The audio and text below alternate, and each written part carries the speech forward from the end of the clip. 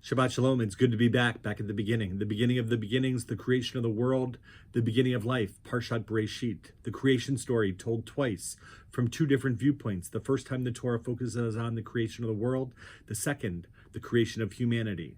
The first story describes the world as a place of harmony and order. God creates the universe in 6 days, from tohu vavohu, from total chaos, and then dedicates the seventh day as a day of holiness and rest.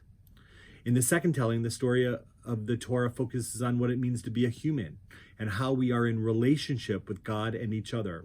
God creates Adam and sees that it's not good for man to be alone, so God creates Eve. Cain kills Abel, and by the end of the Parsha, there's so much wickedness that God wants a do-over, to start all over again. These two stories are amazing. Adam and Eve, they sin, they're embarrassed, they're ashamed, they hide, only to discover that you cannot hide from God. God says, Ayeka, where are you? Not where are you physically, but what have you done? The second is Cain and Abel.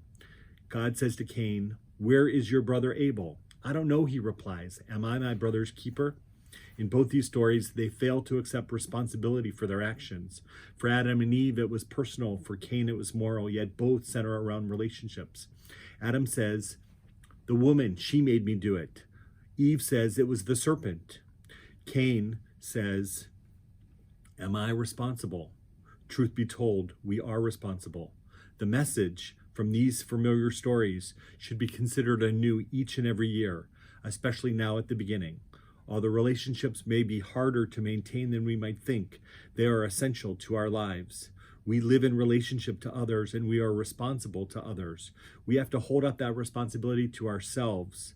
Martin Buber teaches, the way to be holy as God is holy is to create holiness in all of our relationships. Shabbat Shalom.